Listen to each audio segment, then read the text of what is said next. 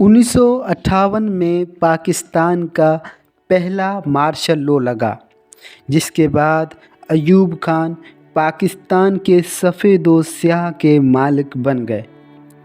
अगर आप ये जानना चाहते हैं कि जनरल अयूब खान की सोच और उनकी शख्सियत कैसी थी, तो उसके लिए आपको उनके मार्शल लॉ के बाद किए जाने वाले उनके चंद फैसलों पर भी नज़र डालनी होगी। जनरल अयूब खान की एक बात बहुत मशहूर है कि उन्होंने एक बार ये कहा था कि अवाम अभी तक इतने बाशऊर नहीं हुए कि उन्हें वोट का भी हक दिया जाए।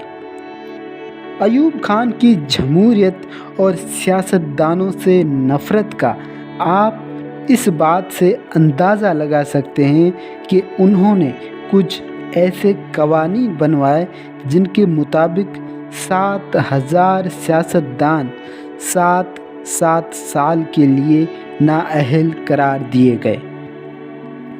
नाअहल करार दिए जाने वाले सियासतदानों में साबिक वज़ीर-ए-आज़म हुसैन शहीद सोहरवर्दी और फ़िरोज़ खान नून जैसे मशहूर नाम भी मौजूद थे। इनको नाअहल करने के लिए उनके ऊपर करप्शन और मुल्क दुश्मन जैसे घटिया इल्ज़ाम भी लगाए गए।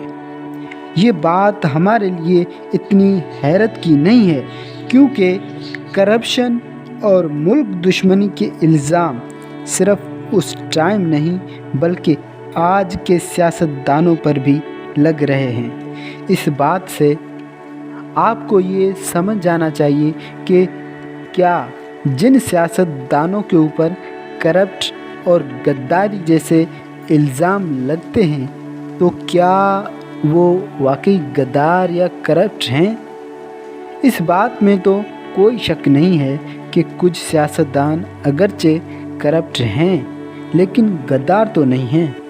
सियासतदानों पर करप्शन के इल्ज़ाम लगाने और फिर उन्हें नाअहल करने के बाद अयूब खान ने अपनी मर्ज़ी का एक आइन तश्कील दिया और 1965 में इसी आइन के तहत इंतखाबात का ऐलान कर दिया और ख़ुद सदारती उम्मीदवार के तौर पे मैदान में आ गए।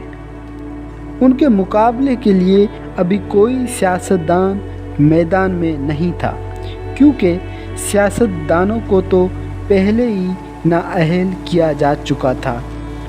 लेकिन उन नाअहल सियासतदानों ने अयूब खान को एक बहुत बड़ा सरप्राइज़ भी दिया। वो सरप्राइज़ ये था कि उन्होंने कायदे आज़म की बहन फ़ातिमा जिन्ना को सदारती उम्मीदवार के तौर पर खड़ा कर दिया, जिसके बाद वो पाकिस्तान की वाहिद उम्मीद बन गई। जनरल अयूब खान मोहतरमा जिन्ना से खौफज़दा थे। मशरक़ी और मगरबी पाकिस्तान में फ़ातिमा जिन्ना की जीत को यकीनी देखते हुए उसके बाद अयूब खान ने फ़ातिमा जिन्ना पर भी घटिया इल्ज़ाम लगाना शुरू कर दिए।